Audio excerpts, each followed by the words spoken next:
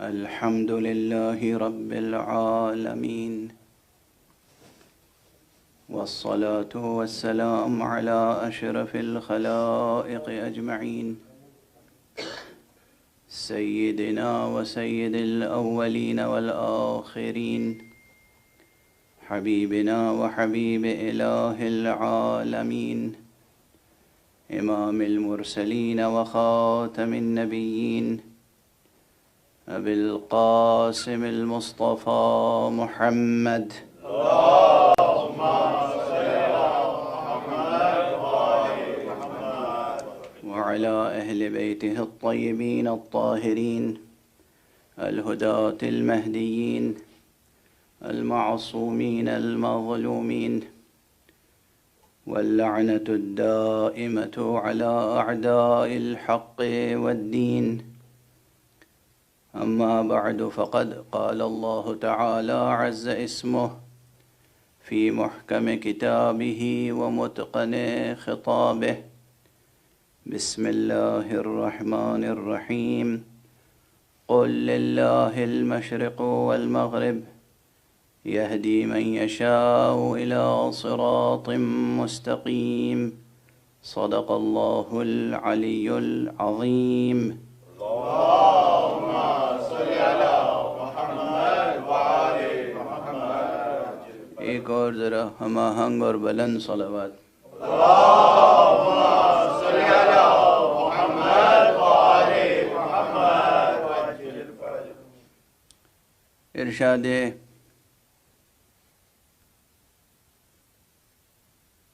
رب اکبر ہے کہ اے نبی فرما دیجئے کہ اسی اللہ کے لیے مشرق بھی ہے اور مغرب بھی. قل للہ المشرق والمغرب یہدی من یشاء الی صراط مستقیم. وہ جسے چاہتا ہے صراط مستقیم کی طرف اس کی رہنمائی فرما دیتا ہے. بظاہر مسلسل میں آپ کے سامنے یہ گزارش کر رہا ہوں کہ بظاہر یہ کلام حق بہت مختصر ہے، بہت سادہ ہے، بہت واضح ہے، لیکن واضح ہونے کے باوجود اس کی گہرائیاں بے پناہ ہیں. اور پھر پورے قرآن مجید میں اگر آپ صرف اس فعل کو اور اس کے مشتقات کو مختلف صیغوں میں، جو یہ فعل شاء اور یشاء اور مفرد میں اور جمع میں آیا ہے، اگر آپ اس کا تتبع کریں، جو ایک طالب علمانہ کوشش ہوتی ہے مطالعے کی، تو پھر یہ تقریباً سینکڑوں مقامات ایسے ہیں جن کو بہت توجہ کے ساتھ پڑھنا پڑے گا، اور وہاں پر جو سطحی نظر رکھتے ہیں وہ اس مغالطے میں مبتلا ہو جائیں گے کہ نعوذ باللہ قرآن میں تو تضاد اور تناقض بھی پایا جاتا ہے. چنانچہ تاریخ میں ایسے واقعات گزر چکے ہیں. ایک سے زائد مرتبہ یہ کوششیں ہوئیں کہ لوگوں نے قرآن مجید میں تناقض اور تضاد کی نشاندہی کے لیے کتابیں تالیف کی، لیکن جو محافظین قرآن تھے اللہ کی طرف سے مقرر، انہوں نے اس کا بروقت کافی اور شافی جواب عنایت فرمایا. چنانچہ یہ بھی تاریخ کا ایک واقعہ ہے کہ اپنے وقت کے ایک بہت بڑے دانشور، بہت بڑے حکیم، فلسفی، اور اس زمانے میں جو حکیم و فلسفی یہ کلمہ آتا ہے نا، وہ دور ایسا تھا جب ایجوکیشن میں ہولسٹک اپروچ اپنی پوری معنویت کے ساتھ ہوتا تھا. آج کل کوئی یہ دعویٰ نہیں کر سکتا کہ اس وقت روئے زمین پر جتنے اقسام کے علوم و فنون ہیں میں سب پر ماہر ہوں، سب پر احاطہ رکھتا ہوں، کوئی نہیں کر سکتا، ناممکن ہے یہ سوائے ذات معصوم کے۔ کوئی غیر معصوم، ایک عام انسان یہ دعویٰ نہیں کر سکتا، اتنا پھیل چکا ہے شجرہ مبارکہ علم۔ سائنس کی اتنی برانچز ہیں،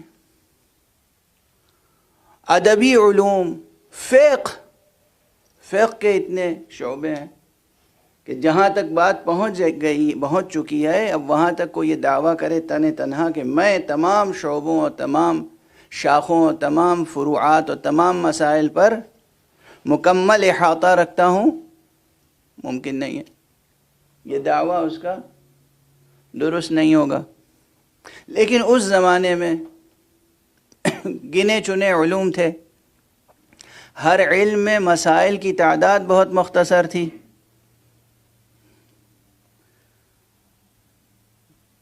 تو ایک ہولسٹک اپروچ ہوتا تھا۔ اپنے وقت کا سب سے بڑا عالم وہی کہلاتا تھا جو رائج اس دور کے تمام علوم میں دسترس رکھتا ہو یا احاطہ رکھتا ہو۔ تو حضرت امام ابو محمد حسن عسکری علیہ الصلاۃ والسلام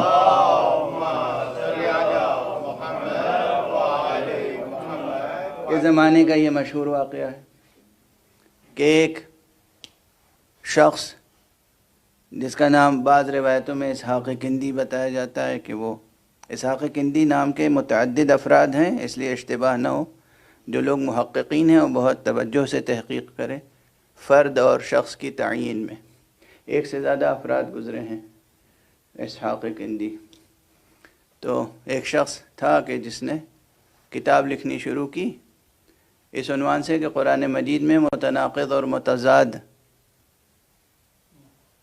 بیانات ہیں، کہیں کچھ ہے کہیں کچھ ہے، ایک آیت دوسری آیت سے ٹکراتی ہے، ایک مضمون دوسرے مضمون سے ٹکراتا ہے، اور اتنی ہیبت تھی اس کی معاشرے پر کہ کسی کی ہمت نہیں ہوتی تھی کہ جا کر اس سے مباحثہ کرے اور اس کا تخطئہ کرے، یہ کہے کہ آپ جو کچھ لکھ رہے ہیں یہ غلط ہے۔ تو حضرت امام حسن عسکری علیہ الصلاۃ والسلام نے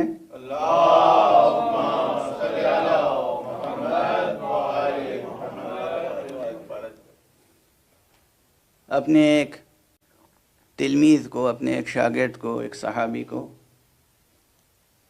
آمادہ کیا اور کہا کہ جا کے تم اس کے شاگردوں میں شامل ہو جاؤ اور اس کا اعتماد حاصل کر لو، اور جب اعتماد حاصل ہو جائے تو تنہائی میں کسی وقت اس سے کہو میں نے سنا ہے کہ آپ نے اس موضوع پہ کتاب تصنیف فرمائی ہے۔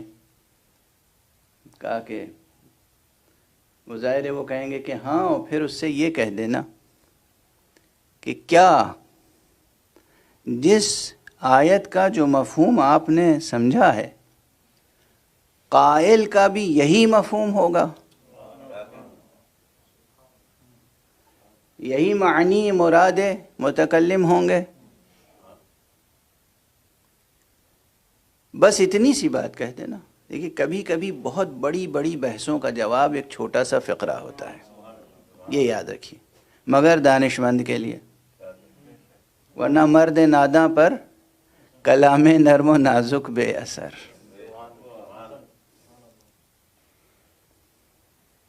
پھول کی پتی سے کٹ سکتا ہے ہیرے کا جگر، اور مرد ناداں پر کلام نرم و نازک بے اثر۔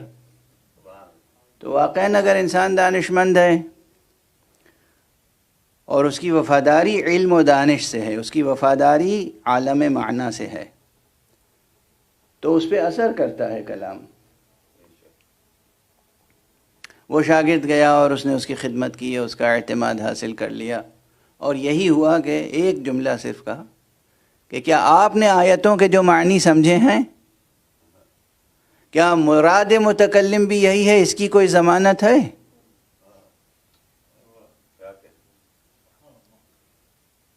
دیکھیے آپ کے لیے تو یہ بہت سامنے کی بات ہے، لیکن اس وقت پورا معاشرہ اس سے مرعوب تھا، اور خود اس کو اس معنی کی طرف توجہ حاصل نہیں تھی۔ جیسے ہی یہ کہا وہ متنبہ اور متوجہ ہو گیا، اور میں یہ کہتا ہوں کہ یہ گویا انفاس قدسیہ معصوم کی تاثیر بھی تھی۔ اگر معصوم کا کلام دہن معصوم سے جن لفظوں میں نکلے انہی لفظوں میں منتقل کیا جائے تو اس کی تاثیر بے پناہ ہوتی ہے۔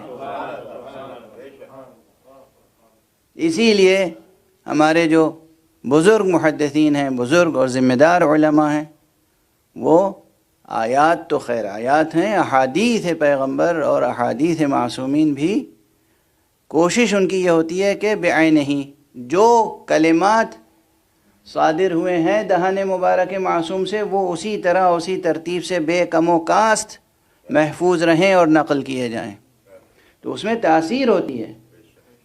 ویسے عموماً حدیث میں نقل بالمعنی کی روش عام ہے، یعنی الفاظ تو یاد نہیں رہ گئے، کچھ مضمون یاد رہ گیا کہ یہ کہا تھا، اس کو آپ نے اپنے لفظوں میں بیان کر دیا، یہ بہت ہوا ہے۔ آپ نے یہ سمجھا کہ میں نے بات پہنچا دی، مگر جہاں لفظیں بدلیں آپ سمجھیے کچھ نہ کچھ خیانت ہو گئی، دانستہ یا نادانستہ، وہ امانت جوں کہ تو آگے نہیں بڑھی۔ بہرحال احکام میں بھی فرق پڑ جاتا ہے، لیکن کسی حد تک یا بہت حد تک احکام میں تو یہ بات روا ہو سکتی ہے کہ معصوم نے جو فرمایا، بھئی معصوم نے کہا نماز پڑھو، آپ نے اس کو اپنی زبان میں اپنے الفاظ میں کسی صورت سے یہ پہنچا دیا پیغام کہ معصوم کا ارشاد ہے کہ یہ موقع ہو تو یہ نماز پڑھو۔ لیکن معارف کے باب میں اگر لفظیں بدل جائیں تو پھر وہ مضمون اور وہ مطلب محفوظ ہرگز نہیں رہتا۔ حکم کی حد تک ٹھیک ہے اگر لفظیں خیانت نہ کریں، لیکن معارف میں ناممکن ہے۔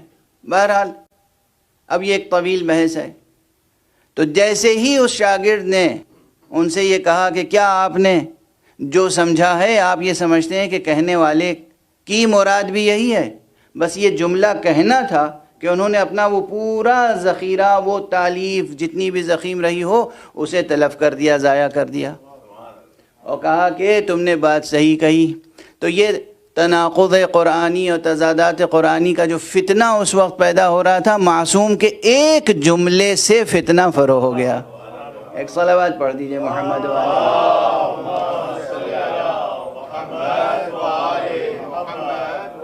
ایک اور ذرا بلندر صلوات پڑھ۔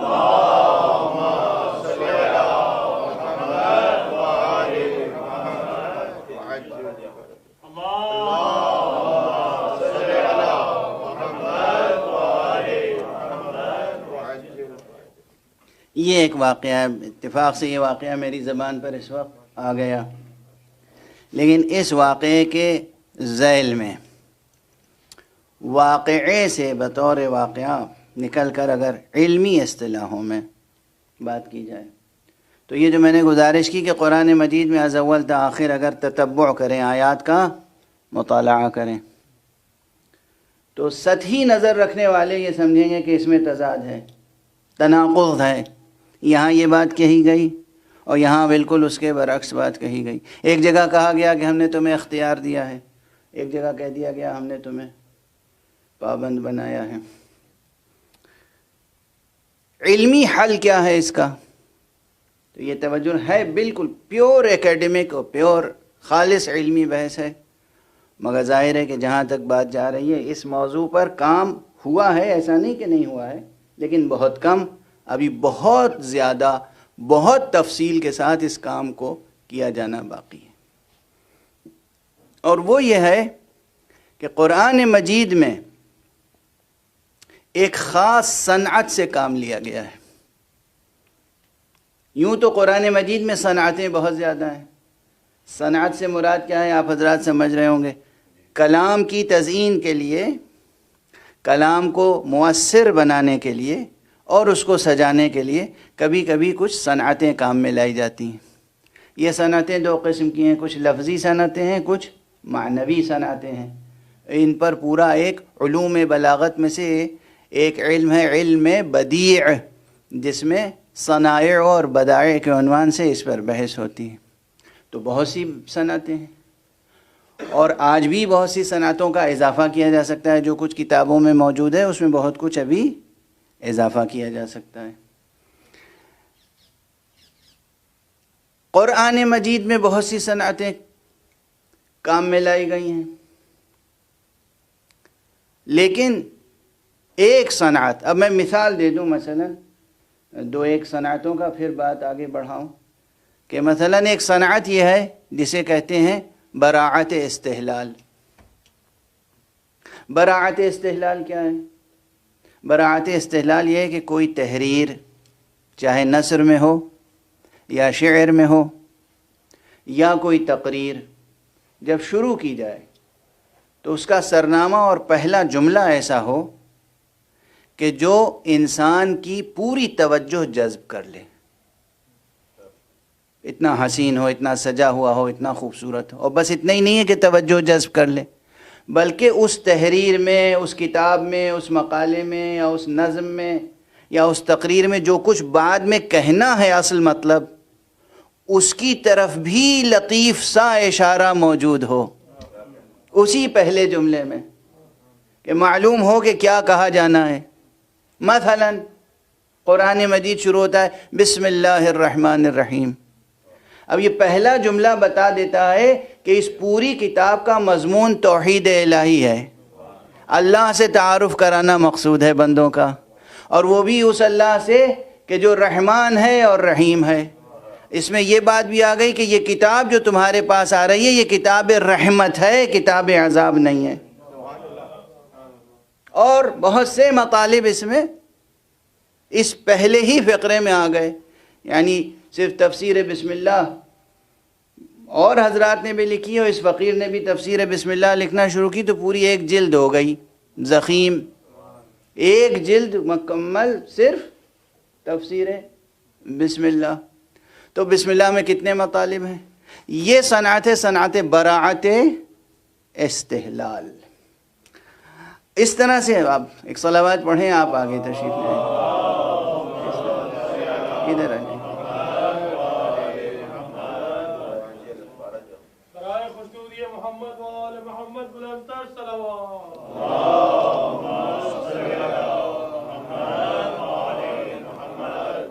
ایک اور بلندتر صلوات پڑھ لیں.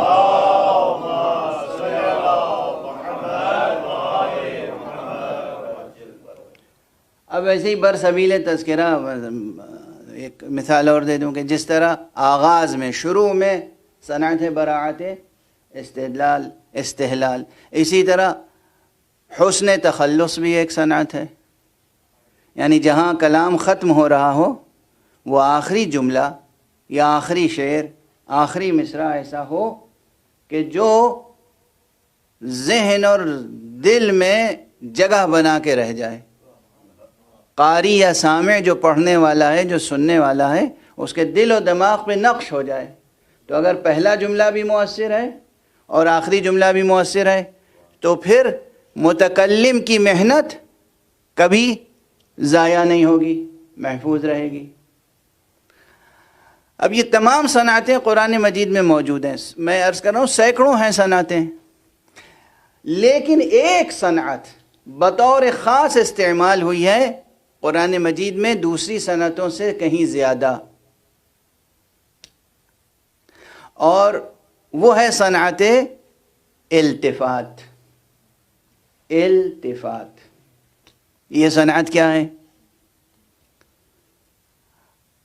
بہت کم کام ہوا ہے اس پر، خاص طور سے قرآن مجید کے تعلق سے. مجھے تو بہت تلاش کرنے کے بعد ایک دو مقالے ملے اور ایک کتاب بس. مصر کے ایک بہت ہی اپنے میدان میں نامور محقق ہیں ڈاکٹر پروفیسر حسن طبل، جو عربی گرامر اور عربی نحو و صرف و علوم بلاغت میں اپنے وقت کے بہت ماہر اور محقق انسان ہیں، اچھے استاد بھی ہیں، اچھے مصنف بھی ہیں. ان کی کتاب ہے، اس کے علاوہ کوئی کتاب اس فن میں خصوصیت کے ساتھ نہیں ہے کہ قرآن مجید میں اسلوب التفات کہاں کہاں برتا گیا. ان کی محنت اپنی جگہ محفوظ، لیکن میں پھر بھی عرض کر رہا ہوں کہ ابھی بہت کام کرنا اس میں باقی ہے. لغوی اعتبار سے، ظاہری اعتبار سے ہماری زبان میں بھی اور عربی میں بھی اتفاق سے التفات کے معنی متحد ہیں. التفات کے معنی ہے کسی کی طرف توجہ کرنا.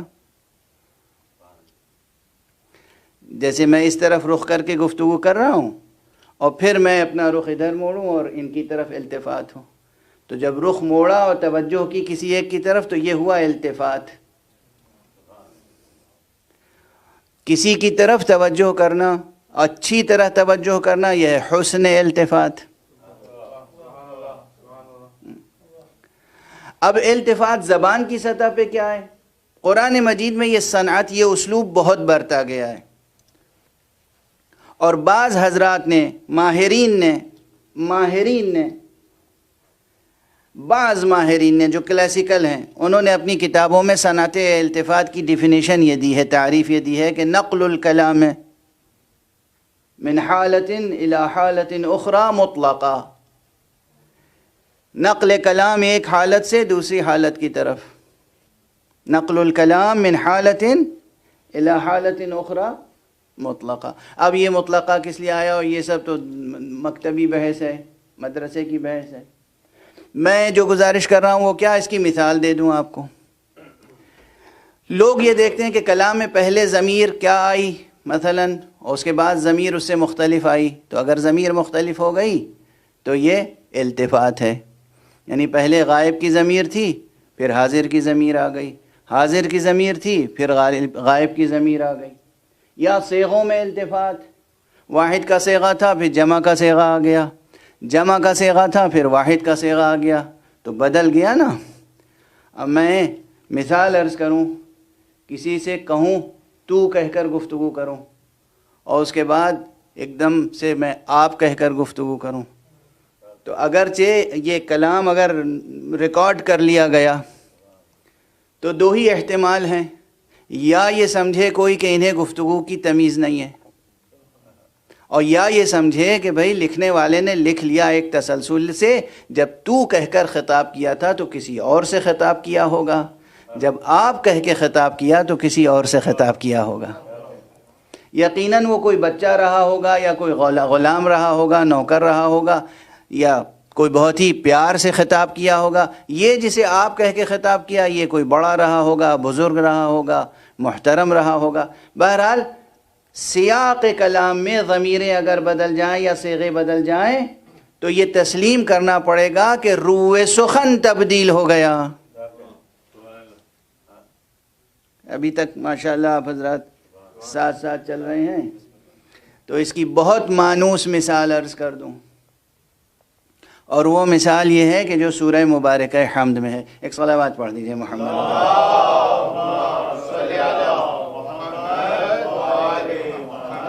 ایک اور صلوات پڑھنا.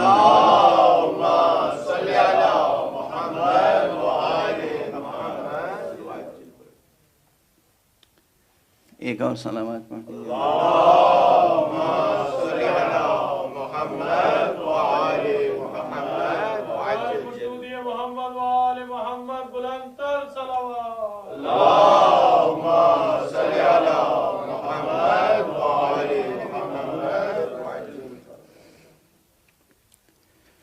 سورہ مبارکہ حمد آپ حضرات روزانہ نماز میں ماشاءاللہ تلاوت کرتے ہوں گے، اور رکعتوں کے علاوہ تلاوت کرتے ہوں گے. تو سورہ مبارکہ حمد میں بھی صنعت التفات موجود ہے. آغاز ہوتا ہے بسم اللہ الرحمن الرحیم، تو اب یہ معلوم ہوتا ہے کہ کسی اللہ الرحمن الرحیم کا تذکرہ ہے، لیکن حاضر نہیں ہے، وہ غائب ہے. الحمدللہ رب العالمین، تمام تعریفیں ہیں رب العالمین کے لیے. تو اب یہ گویا ہے تذکرہ لیکن غائب ہے. الرحمن الرحیم مالک یوم الدین، یہاں تک تو کسی غائب کا تذکرہ ہوا مثلا. اس کے بعد ایک دم سے تذکرہ ایاک نعبد و ایاک نستعین. اب یہ حضور ہے، جیسے سامنے ایک حقیقت ہے اور اس سے خطاب ہو رہا ہے، بس تیری ہی عبادت کرتے ہیں ہم، اور بس تجھی سے مدد چاہتے ہیں. تو اب یہ غائب نہیں ہے، اب یہ حقیقت سامنے ہے، واضح ہے. تو ایک دم سے غائب سے بات حضور میں آ گئی. یہ ہے التفات، یہ ہے التفات کی ایک مثال. اس طرح قرآن مجید میں بہت سی مثالیں ملیں گی، بہت سی مثالیں ملیں گی بکثرت. یعنی خود اہل فن نے کہا ہے کہ قرآن مجید میں اسلوب التفات دوسرے تمام صنائع اور اسالیب سے کہیں زیادہ ہے. یہاں ایک راز بھی ہے. یہی سبب ہے کہ قرآن مجید الواح پر لکھی ہوئی کوئی عبارت نہیں ہے. قرآن مجید تو حقیقتاً محبوب اور حبیب کے درمیان گفتگو ہے، گفتگو ہے. عاشق و معشوق کے درمیان گفتگو ہے، مرسل اور مرسل کے درمیان گفتگو ہے. اس خدا یکتا اور اس بندہ یکتا کے درمیان گفتگو ہے. اللہ اور محمد صلی اللہ علیہ وآلہ وسلم،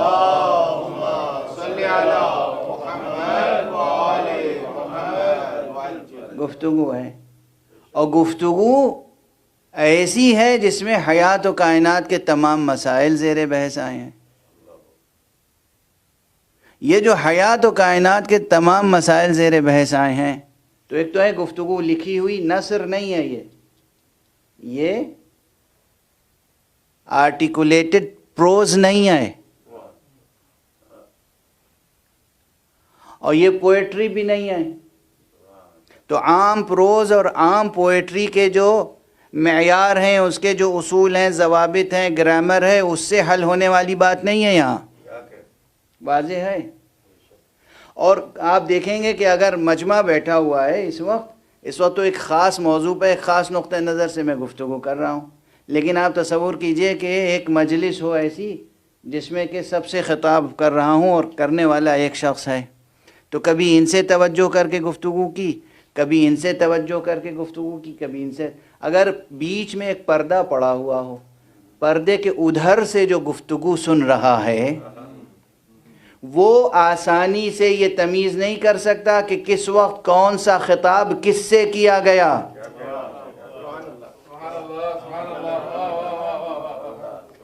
جہاں پردہ پڑا ہوا ہے وہ یہ نہیں سمجھ سکتا کہ کون سا خطاب ہم نے کس سے کیا. وہ اگر ہمدرد ہوگا تو ہماری باتوں پر عمل کرے گا اتنا جتنا سمجھ میں آئے گا. جتنا سمجھ میں نہیں آئے گا وہ دل سے اور آنکھوں سے لگا کے رکھے گا، رد نہیں کرے گا. لیکن اگر دل ٹیڑھا ہوگا تو وہ الزام لگائے گا کہ یہ کیا باتیں کر رہے ہیں، تناقض ہے، تضاد ہے، کبھی کچھ کہتے ہیں کبھی کچھ کہتے ہیں. واضح ہے. جہاں پردے کے اس طرف کوئی شخص ہوگا اس کی سمجھ میں نہیں آئے گا، اس کی سمجھ میں نہیں آئے گا تسلسل کلام، خطاب سمجھ میں نہیں آئے گا. لیکن اگر کسی کی رسائی پردے کے اندر تک ہو، چاہے وہ جس طرح سے ہو، جو پردے کے اس طرف بھی رسائی رکھتا ہو کسی بھی ذریعے سے صحیح، یا وہ خود متکلم سے اتنا قریب ہو کہ اس کے نفس کا درجہ رکھتا ہو،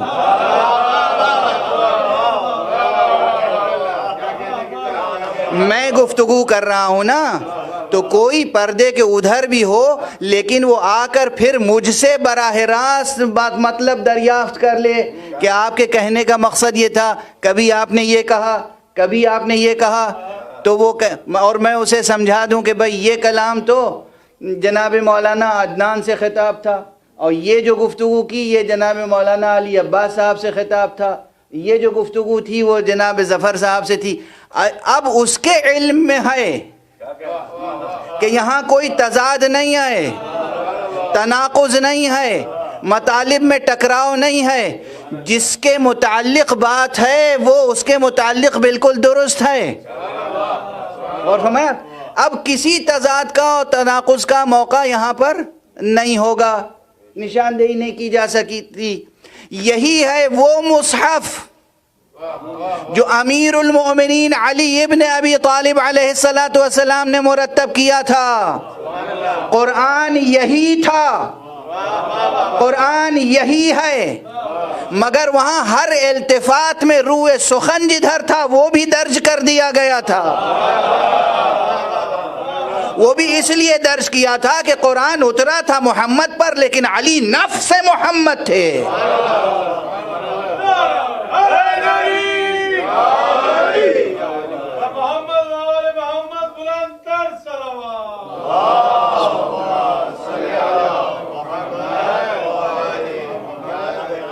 علی نفس محمد ہیں، اور نفس محمد ہونے کے ساتھ ساتھ یعنی کلام حق کا اتر رہا ہے کس پر؟ محمد پر، بے شک محمد پر۔ اولاً خود علی کی فراست، ذہانت، علمیت اس درجے پر ہے، اور صفائے نفس اس درجے پر ہے خود ذاتاً، کہ وہ فرماتے ہیں کہ میں نور وحی کو دیکھتا تھا اور خوشبو نبوت کو سونگھتا تھا۔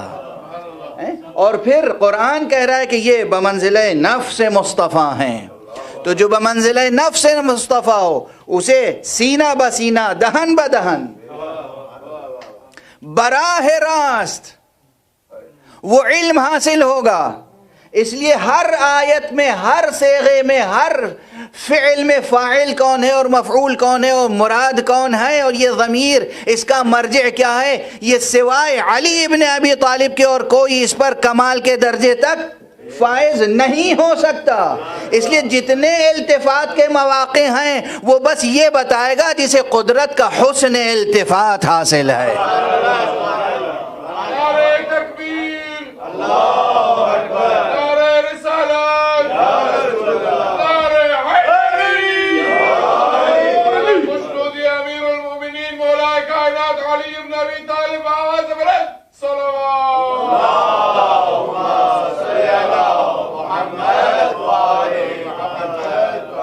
تو اگر وہ قرآن، اگر وہ نسخہ قبول کر لیا جاتا دربار سیاست میں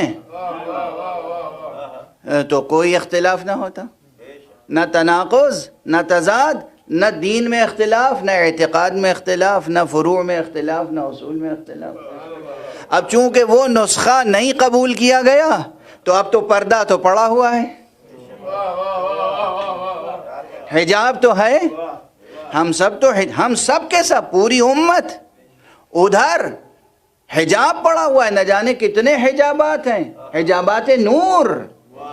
تو ہمیں تو نہیں معلوم کہ عاشق و معشوق کے درمیان، مرسل اور مرسل کے درمیان کیا کیا گفتگو ہوئی اور کب روح سخن کس کی طرف تھا، ہمیں تو نہیں معلوم۔ اس لیے ہمیں کبھی تناقض نظر آئے گا، کبھی تضاد نظر آئے گا۔ واضح ہے؟ یقین فرمائیے کہ امیر المؤمنین علی ابن ابی طالب علیہ السلام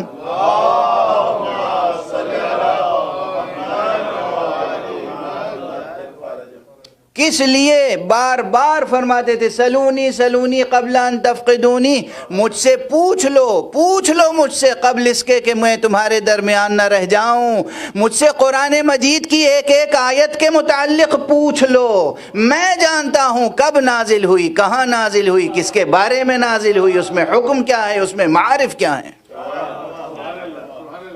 تو یہ اسی لیے تھا بار بار جو میں عرض کرتا رہا ہوں آپ کے سامنے اس سے قبل بھی، کہ صرف ایک مرتبہ علی نے سلونی کی دعوت نہیں فرمائی۔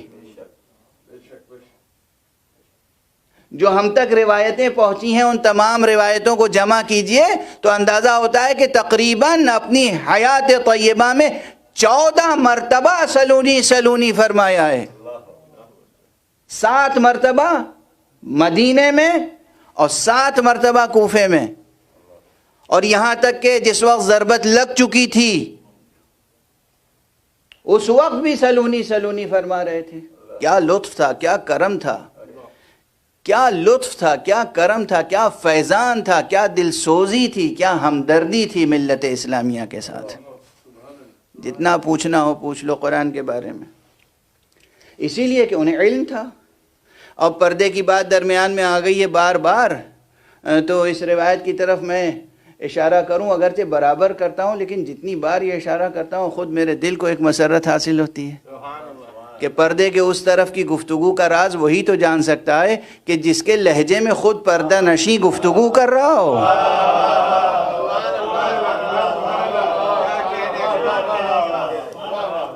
اس سے بڑھ کر کون جانتا ہوگا.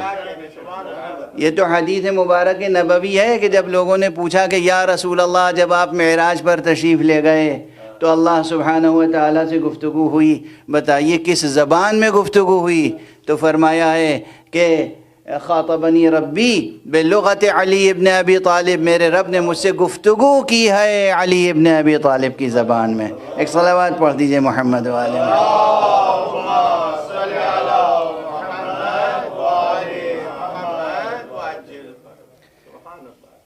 تو خلاصہ گفتگو یہ کہ قرآن مجید میں اسلوب التفات بہت برتا گیا، کبھی ضمیریں، کبھی صیغے، اور بار بار روئے سخن بدلتا ہے.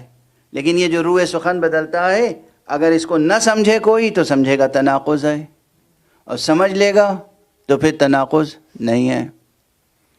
اب یہ جو بات کہی گئی قرآن مجید میں مشیت کے تعلق سے، کہ ایک مشیت رب ہے اور ایک انسان کا ارادہ ہے، لیکن قرآن مجید میں دو مقامات پر تو بہت واضح طریقے سے کہا گیا، اور باقی بھی اس کے علاوہ مقامات ہیں.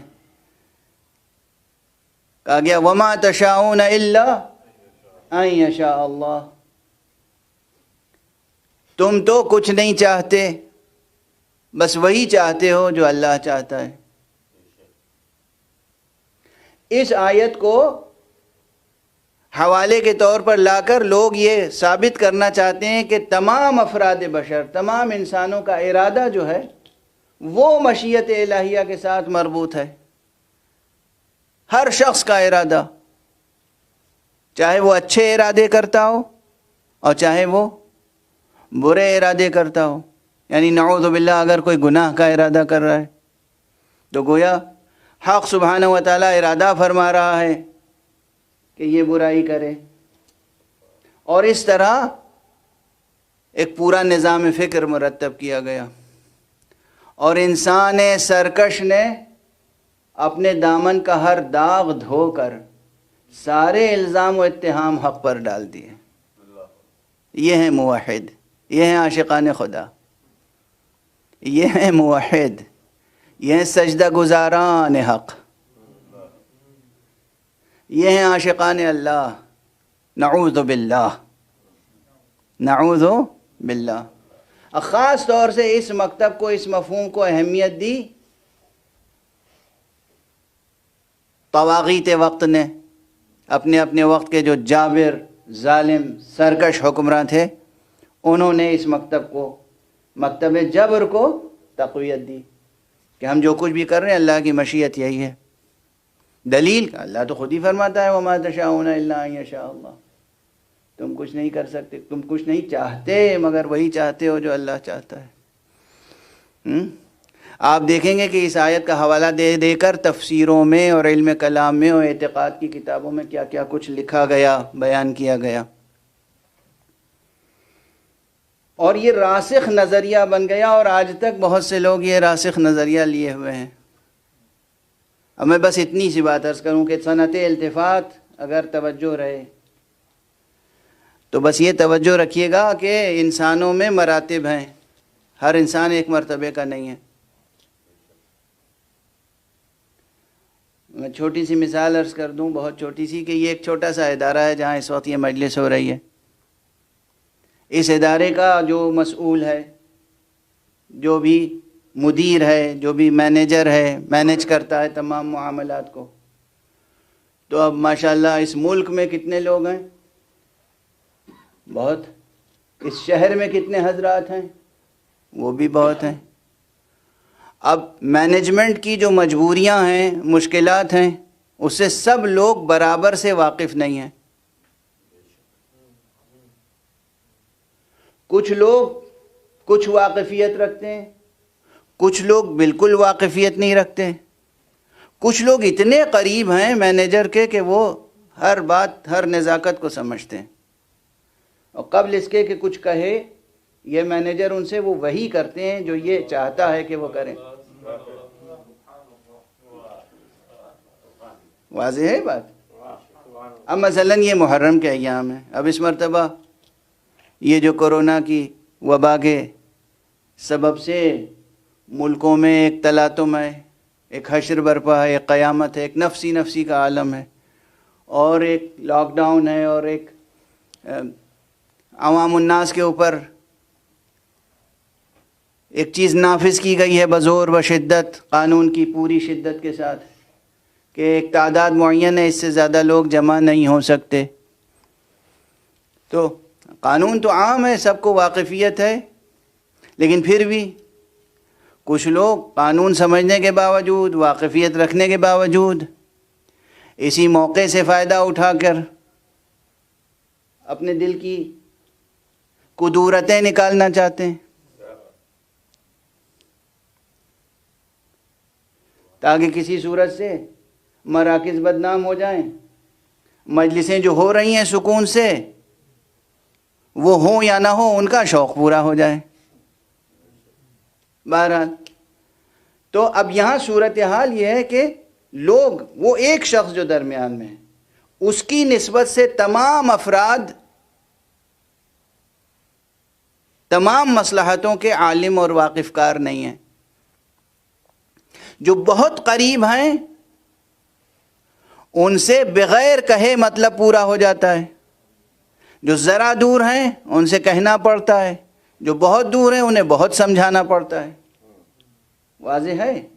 بس اب اتنی سی مثال ذہن میں رکھ لیجئے، کیونکہ مثال بہت واضح ہے، میں نہیں سمجھتا کہ بہت الجھی ہوئی مثال ہے۔ اب حق کا کلام ہے،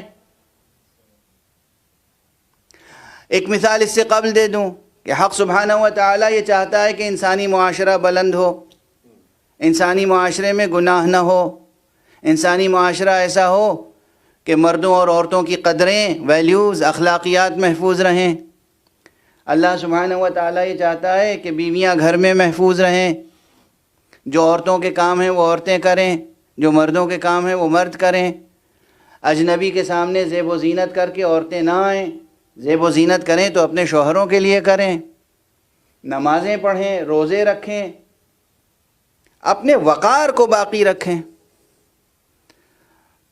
تو پروردگار حکم دیتا ہے، اب حکم دینے کے لیے بھی اس کا لطف یہ ہے کہ عام اعلان کرنے سے پہلے وہ رسول سے کہتا ہے کہ اے رسول آپ اپنی بیویوں سے یہ کہہ دیں، یا ایھا النبی قل لازواجک ان کنتن تردن الحیاۃ الدنیا وزینتها، اے نبی آپ اپنی بیویوں سے کہہ دیں کہ اگر تم دنیا چاہتی ہو، دنیا کی زینت چاہتی ہو تو آؤ ہم تمہیں مالا مال کر دیں اور تمہیں رہا کر دیں، آزاد کر دیں، چھوڑ دیں۔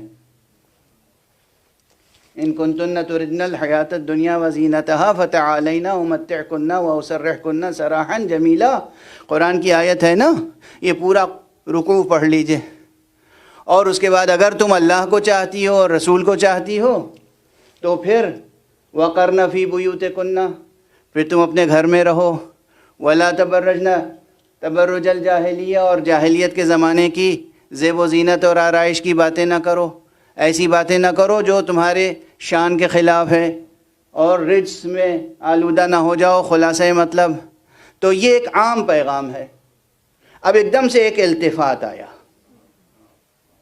اسے کہتے ہیں التفات، کہ سب سے یہ کہا جا رہا ہے اب اسی مجموعے میں 4-5 افراد ایسے ہیں جن پر حق کو اعتماد ہے، تو سب سے کہا جا رہا ہے کہ تم یہ کرو، تم یہ کرو، تم یہ کرو، تم یہ کرو، اور ایک دم سے رخ موڑ کے کہا گیا بھئی تم تو وہ ہو کہ تم وہی کرتے ہو جو ہم چاہتے ہیں۔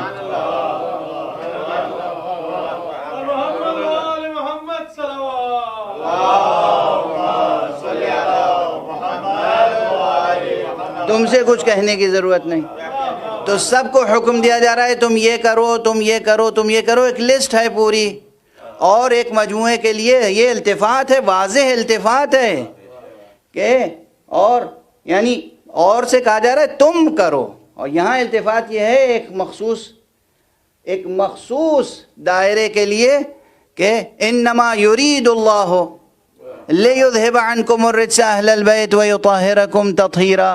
وہاں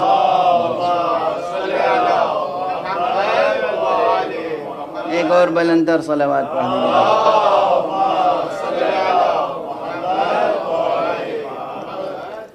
یعنی وہاں کیا کہا گیا؟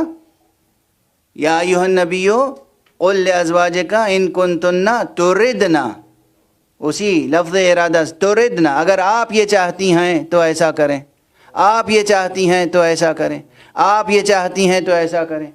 اور یہاں جب التفات کسی دوسری طرف ہوا تو یہ کہا گیا انما یرید اللہ، بس اللہ یہ چاہتا ہے. آپ جو چاہتے ہیں تو آپ کے لیے احکام دیے گئے، اور ان کی ذمہ داری خود حق نے لی. یہ صنعت التفات کی ایک خاص مثال ہے، بڑی مثال ہے، یہ ایک بڑی مثال ہے. اور مفہوم کے اعتبار سے جو مثال ہے عملاً نظر آتی ہے کہ جن کی ذمہ داری اللہ نے لی تھی ان سے کبھی کوئی ایسا عمل صادر نہیں ہوا جس پہ اعتراض کیا جا سکے، اور جن کو پابند کیا گیا تھا ان سے ایسے ایسے اعمال ظاہر ہوئے کہ توبہ کرنی پڑی، اور یہ بھی معلوم نہیں کہ توبہ قبول ہوئی یا نہیں ہوئی. صلوات پڑھ دیں محمد و آل محمد.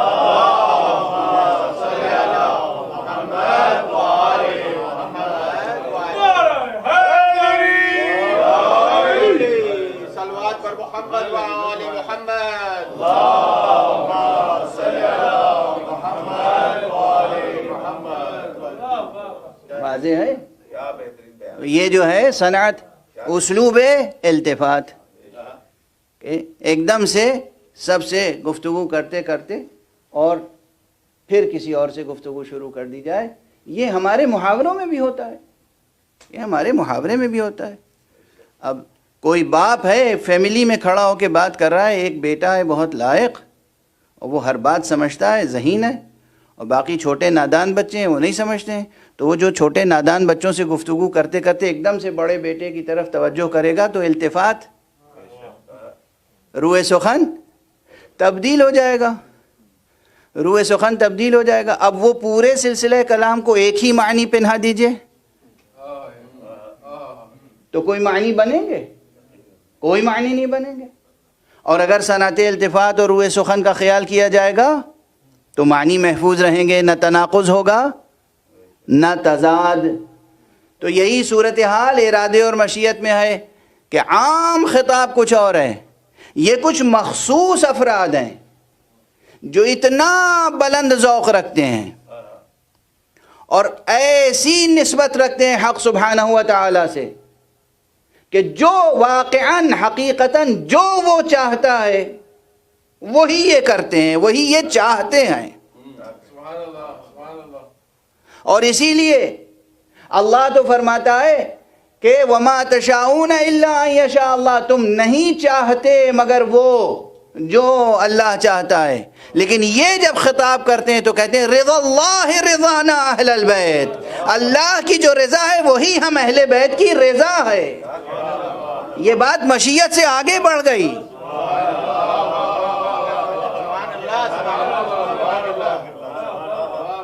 یہ بات مشیت سے آگے بڑھ گئی، اس لیے کہ مشیت کے دائرے میں بعض وہ باتیں بھی ہیں کہ اللہ کی مشیت میں ہوتی ہے وہ بات، لیکن اللہ اس بات سے راضی نہیں ہوتا.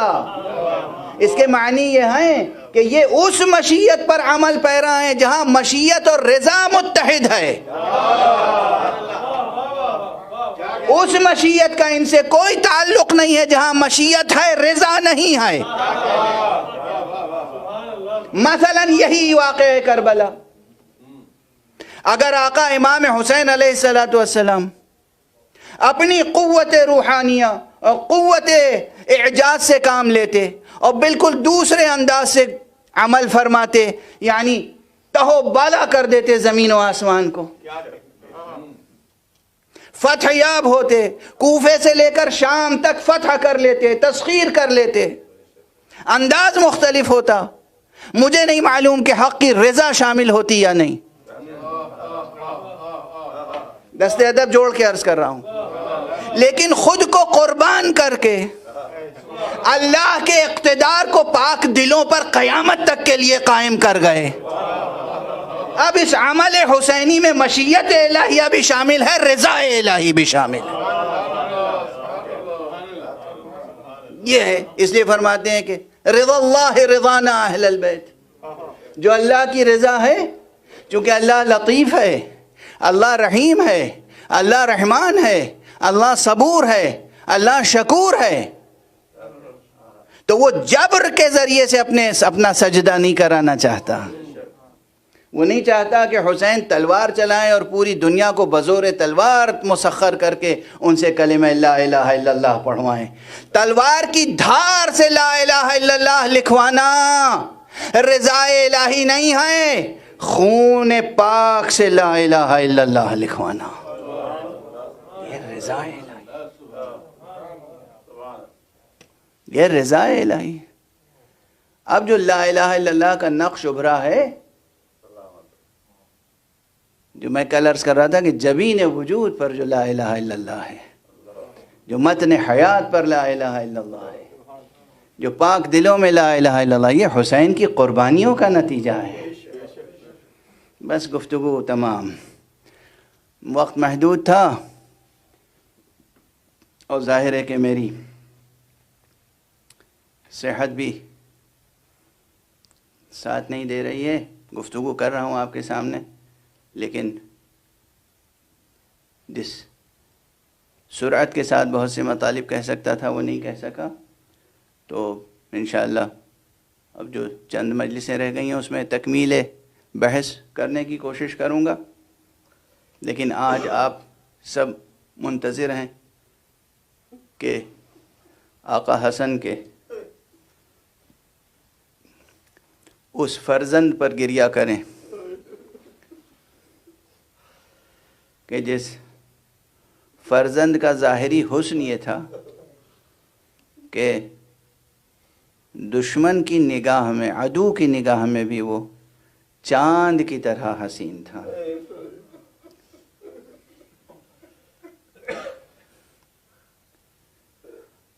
یہ ہے وہ مشیت اور رضا کی منزل، مشیت حق میں ہے کہ حسین ذبح ہو جائیں، حسین کے گود کے پالے قربان ہو جائیں، حسین کی نگاہوں کے سامنے حسین کے دل کے ٹکڑے پامال ہو جائیں۔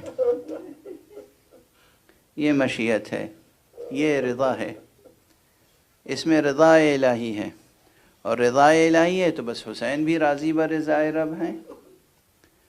ہاں یہ ضرور ہے کہ ظاہری طور پر جو بشری تقاضے ہیں وہ تڑپاتے ہیں، چنانچہ روایتوں میں ہے کہ جب حضرت قاسم ابن الحسن اپنے ماموں اپنے چچا سے جدا ہونے کے لیے آئے رخصت آخر کے لیے، تو امام حسین علیہ السلام نے سینے سے لگایا اور اتنا گریہ کیا کہ غشی طاری ہو گئی حسین پر بھی اور قاسم پر بھی، امام پر بھی غشی طاری ہو گئی بظاہر جو روایتوں میں، اور اس کی تعویل اور وہ سب اپنے اپنے مقامات پر ہے۔ امام حسین علیہ السلام اگر یہ روایتیں، بہرحال اتنا مسلم ہے کہ امام نے بہت گریہ فرمایا۔ چند مواقع ہیں کربلا میں جب امام حسین نے بے پناہ گریہ کیا ہے۔ حسین نے، صابر حسین، شجاع حسین، عظیم حسین، عزیز حسین، سبط رسول حسین، انسان کامل حسین، قیامت تک آنے والے انسانوں کا مرشد کامل حسین، امام حسین۔ امام حسین نے اس بچے کو امام حسن کی شہادت کے بعد سے خود پالا تھا۔ امام حسن علیہ السلام کی شہادت کے بعد امام کے تمام بچوں کو امام حسین نے براہ راست اپنی کفالت میں لے لیا تھا اور سب کو پالا تھا۔ چھوٹے چھوٹے بچوں کو جینے کے لیے پالا تھا، مرنے کے لیے تو نہیں پالا تھا۔ حسین نے ان بچوں کو جینے کے لیے پالا تھا، مرنے کے لیے تو نہیں پالا تھا. لیکن مرضی الہی، مشیت الہیہ کہ کربلا میں قربانیاں پیش کرنی تھیں تو پورے کنبے کو لے کر آئے. تاریخوں کا جائزہ لیں تو اندازہ ہوتا ہے کہ امام حسن علیہ السلام کے 4 بیٹے کربلا میں شہید ہوئے ہیں. لیکن ان 4 بیٹوں میں عبداللہ اکبر ہیں، عبداللہ اصغر ہیں، اور حضرت عمرو ابن حسن ہیں، اور حضرت قاسم ابن حسن ہیں. مگر ان 4 بچوں میں، اس پورے مجموعے میں، قاسم کی دلاویزی الگ ہی شان رکھتی تھی.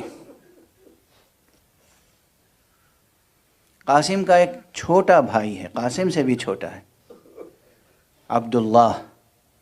یعنی قاسم کی عمر 13 ساڑھے 13 برس کی ہے، تو عبداللہ کی عمر تقریباً 11 ساڑھے 11 برس کی ہے. یہ بچہ بھی المناک شہادت ہے. کم پڑھتے ہیں لوگ منبر پر، لیکن المناک شہادت ہے. امام حسن کا یہ بچہ اس وقت شہید ہوا ہے جب اصغر بھی شہید ہو چکے تھے.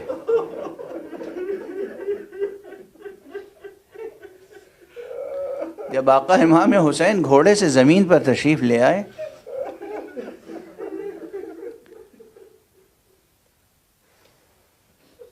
تو یہ بچہ خیمے سے نکلا اور بے تابانہ دوڑتا ہوا آگے بڑھا. عبداللہ ابن حسن، عبداللہ اصغر، جناب قاسم کے چھوٹے بھائی، اور دیکھا کہ کوئی شقی ہے جو چچا پر تلوار اٹھائے ہوئے، یعنی کوئی چاہتا ہے کہ تلوار سے امام حسین پر، سر مبارک پر حملہ کرے. یہ بچہ دوڑ کے گیا اور اس نے، بچہ ہے 11 برس کا بچہ، اس نے اپنے ہاتھ چچا کے سر پہ اس طرح سے رکھی. اس شقی نے ہاتھ پر اس طرح تلوار ماری کہ پورا ہاتھ کٹ گیا اور صرف جلد میں، جلد کا تعلق باقی رہا. بچے کی زبان سے فریاد بلند ہوئی، چچا میرا ہاتھ قلم ہو گیا، میرا ہاتھ کٹ گیا. آقا امام حسین نے بچے کو سینے سے لگا لیا. اب امام حسین تشریف فرما ہے اور یہ قاسم کا چھوٹا بھائی امام کی گود میں ہے، سینے سے لگا ہوا بیٹھا. عمر سعد سے یہ بھی دیکھا نہ گیا، اور پھر حرملہ سے کہا، حرملہ نے ایک تیر سے نشانہ لیا اور وہ تیر بچے کے سینے کو چھیدتا ہوا حسین کے سینے میں پیوست ہو.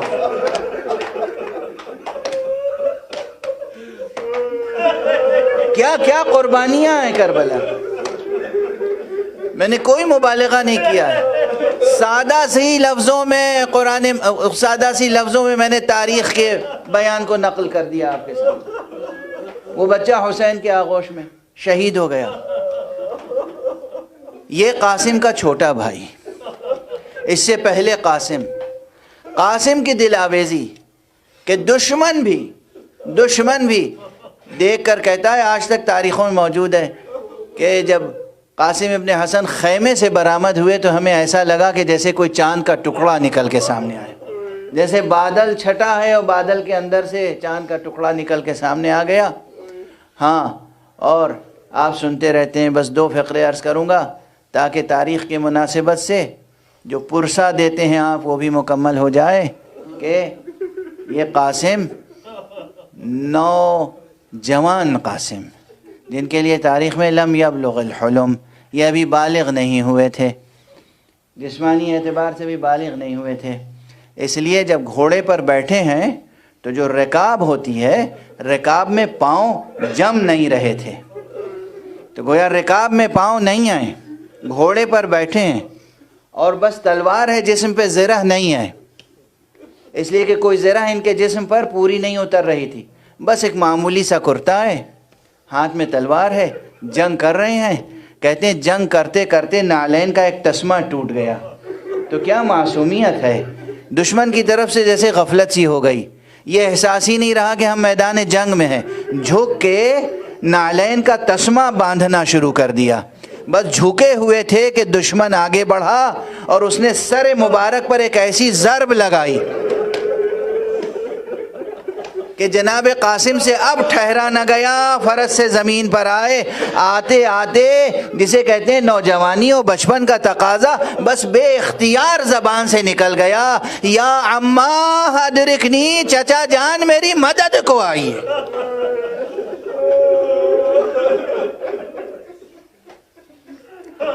آقا حسین تشریف لائے، اور جب تشریف لائے تو دیکھا کہ کوئی شقی ہے جو قاسم کا سر قلم کرنا چاہتا ہے۔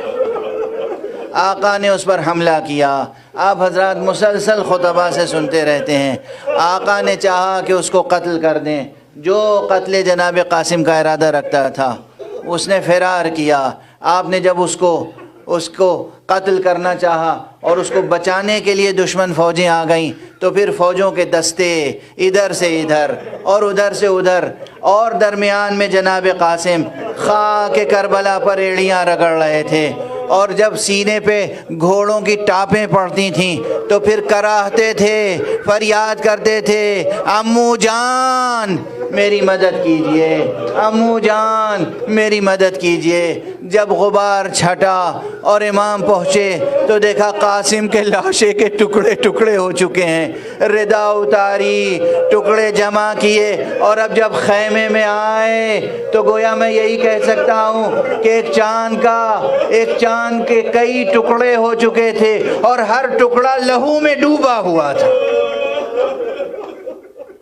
انا للہ و انا الیہ راجعون، رضا بقضائہ و تسلیما لامرہ۔ پروردگار ہمیں علوم قرآن اور معارف اہل بیت سے آشنا فرما۔ معبود پروردگار اس کرۂ ارضی کو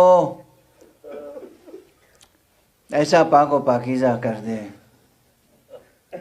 کہ ولی آخر اس کرۂ ارضی کو اپنی تجلی سے پر نور کر سکے۔ پروردگار معبود ستمگاروں، ظالموں، جابروں سے کے وجود سے اس روئے زمین کو پاک کر دیں۔ پروردگار جو دنیا میں سرکش حکمراں سرکشی کر رہے ہیں اور انسانیت کے خلاف جرائم کر رہے ہیں، ان کے سایہ نحس کو کوتاہ فرما۔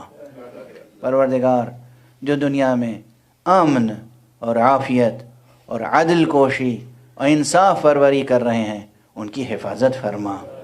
پروردگار معبود ہماری عزاداریوں کو قبول فرما۔